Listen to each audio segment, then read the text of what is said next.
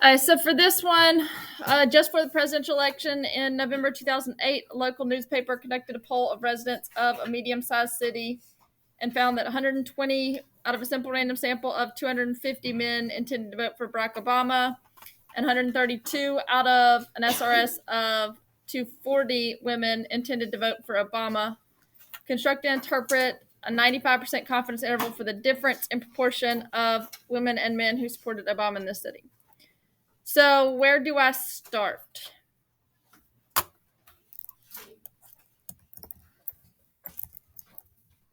What's my first part of state going to be?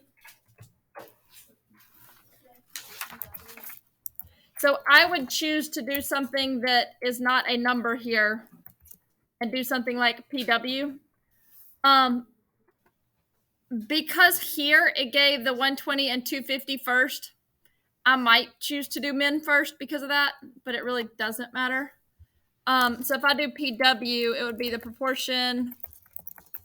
What?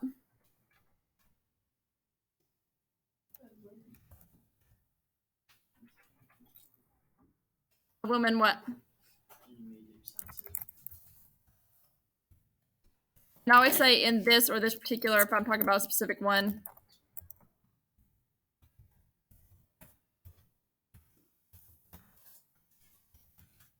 That what?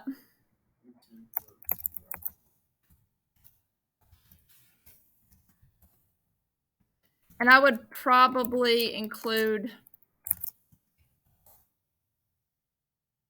So then my second one is going to be very similar to that, except this would be M, and it would be proportion of men residents in this medium-sized city that intend to vote for Obama in 2008, November 2008.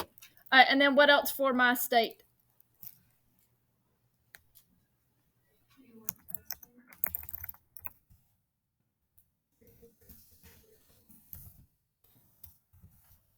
And then I just have to write what? One of them minus the other one. Does it matter which one I do? So because I wrote W first, I'm just going to stick with it. We'll talk about at the end the different answers. I think we talked about that a little bit last class. So one estimate the true difference in proportion PW minus PM. What?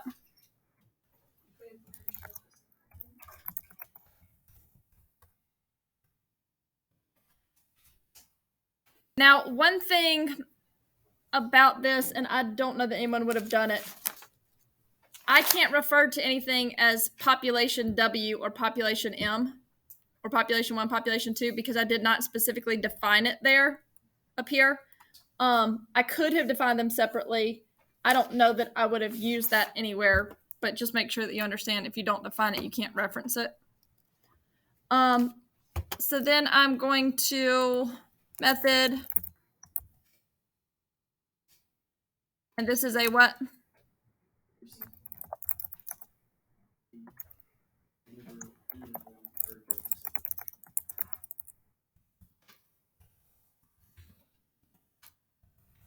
Do sample Z interval for difference in proportions.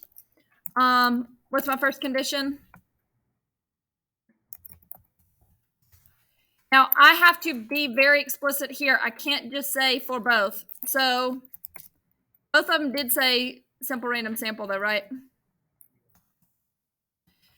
So I could not just stop at stated SRS for both. I would have to say stated SRS for both men and women selected from this particular medium-sized city.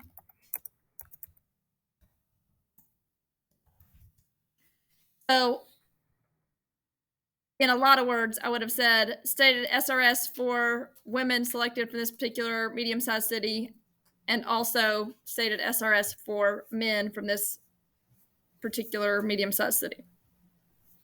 The way I wrote it is fine. Next condition is what?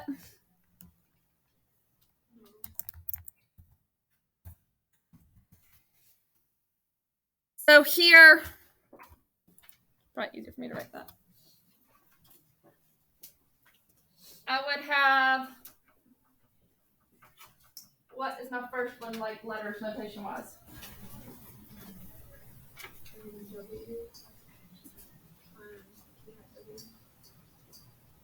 And I'm going to keep going. So then my next one would be NW. And then it would go to my next one would be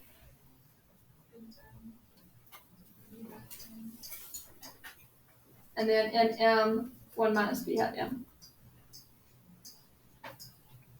So it gives me all of, well, basically all of these numbers. So what is my NW times P hat W?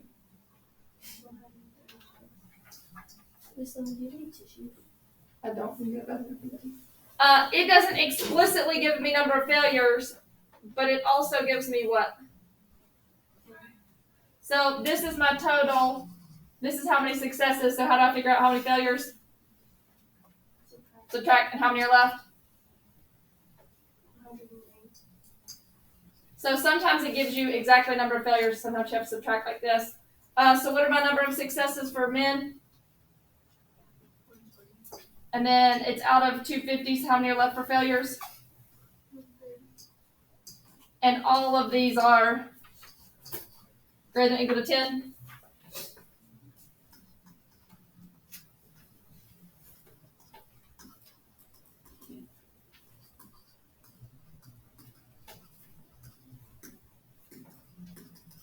All of the ones that I'm dealing with individuals, I'm going to write up here as specific as I can get with all of them.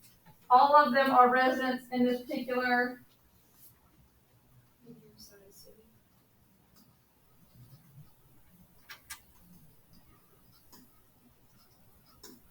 and then so I've got to figure out what to put in my box thing. I can still have like category labels, such as I'm running out of room here.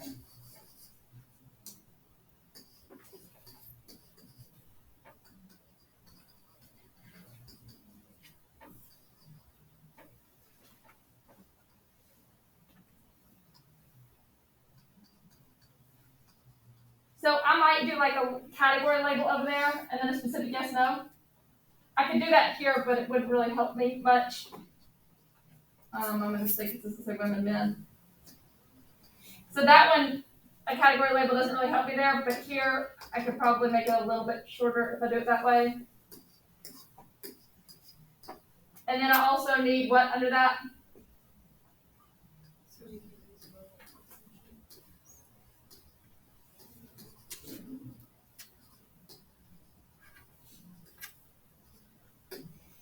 So I'm going to go to my next page for independent.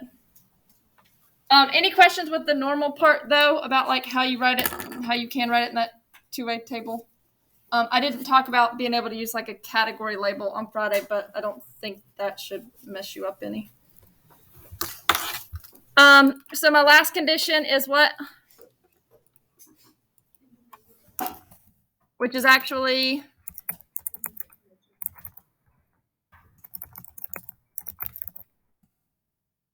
so I have to do this for both. So I have an NW, making sure it is greater than or equal to 10 times lowercase nw.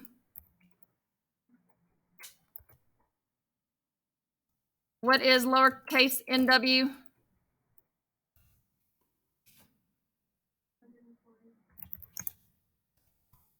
So that means my capital NW has to be at least. The only thing that changes when I'm dealing with the men instead. Oh, man. Is that this number is what instead? Which makes this one 2,500. So I could write these separate, but this one I could probably combine into a sentence. What am I talking about in general? Where? Who? Where? Residents in this medium-sized city. So I might say they're at least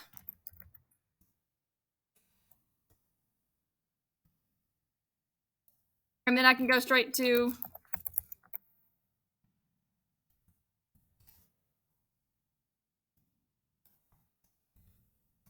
Some people are going to add on there who intend to vote, and that's fine. The problem didn't really differentiate, but it makes sense that you would do that. I think that's as detailed as I need to get for that one. So some of them get wordy and some of them do not. All right, so do.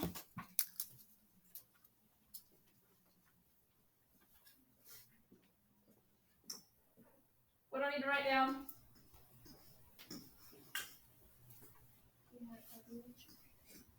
Which is whatever what?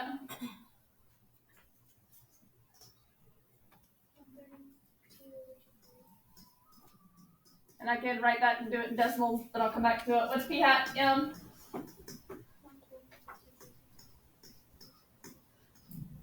What else? Which is in M, which is, what else do I need? What was this one? 95. And what is 95% with Z? So my general equation here would be P hat what? How do I have to do mine? Because I defined mine in state as W minus M. So P hat W minus P hat M. Then what?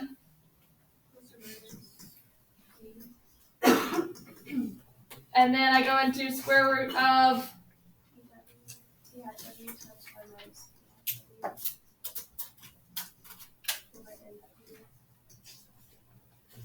and the same thing with M's.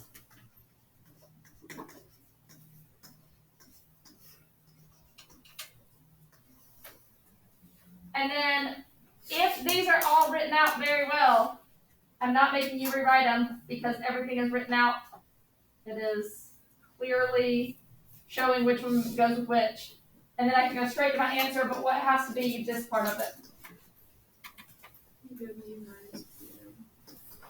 And that one does not have hats because we know what the hats would be. And I don't have it in front of me. What does this lower bound give us? 0.018 what? And then what does my upper bound give me?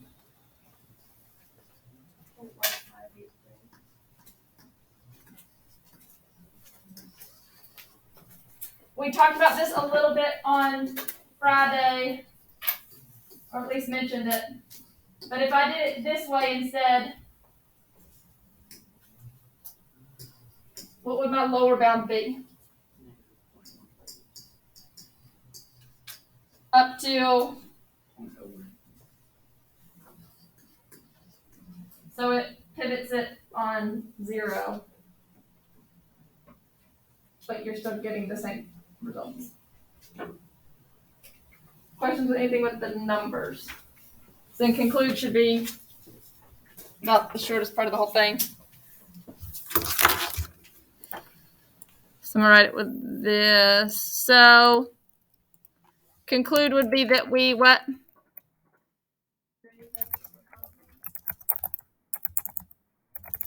That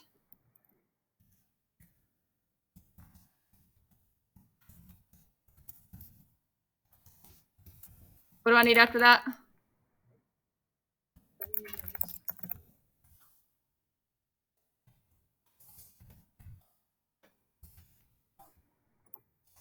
And then